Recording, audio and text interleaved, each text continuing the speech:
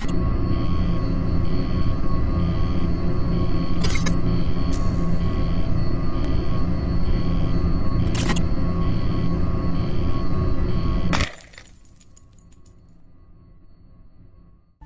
to start a creepypasta channel. Here are some tips and instructions on setting up your channel. Preparing your voice is the first step.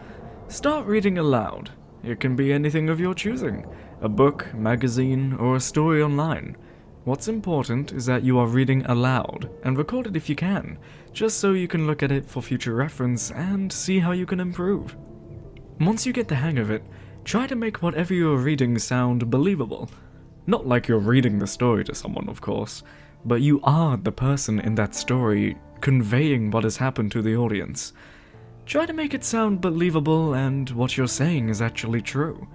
And of course, verbal exercises is an amazing way to get better at voice acting. Like tongue twisters, they are fantastic for getting ready before a recording. Please remember that no one is perfect and it's okay to mess up or do retakes. Don't let it get to you. It's part of the trade and it's what we all do.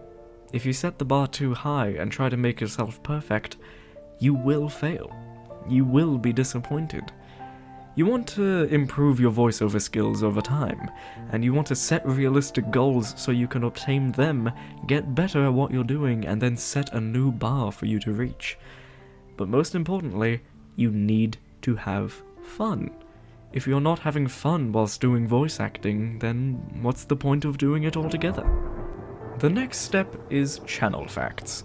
Take some time to choose a name that is original and easy to remember.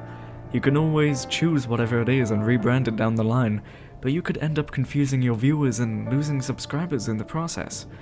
Think of the type of content you want to make, and who is the audience you intend to target.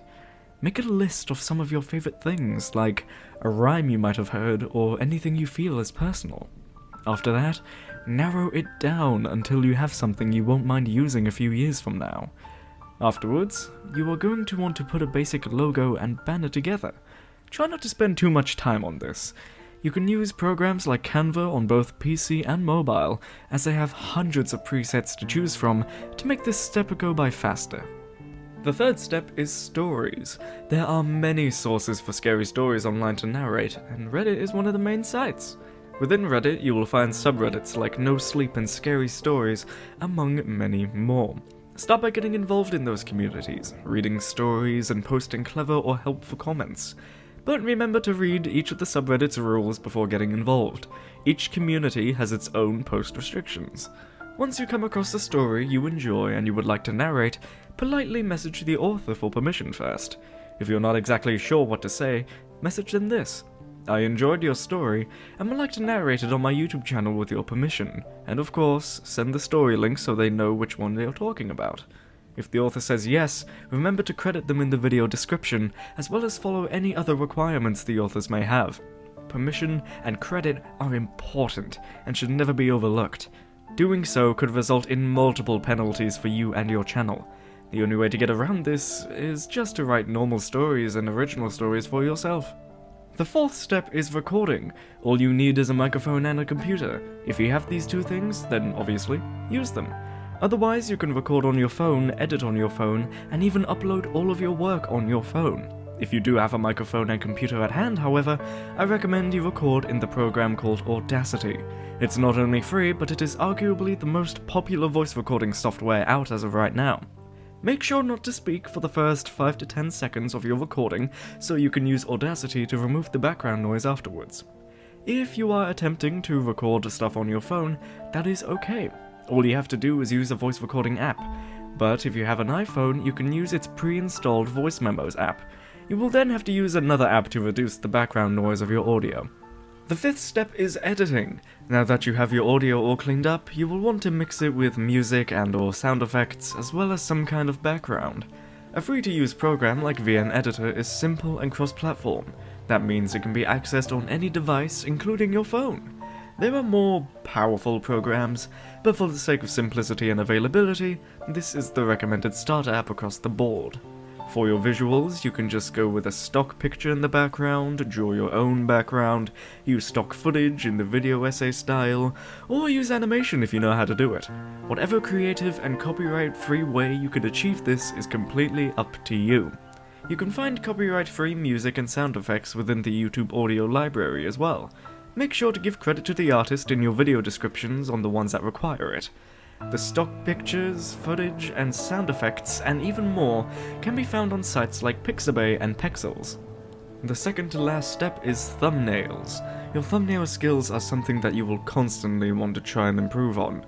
Look at channels you like the most and see what they're doing with their thumbnails, for example.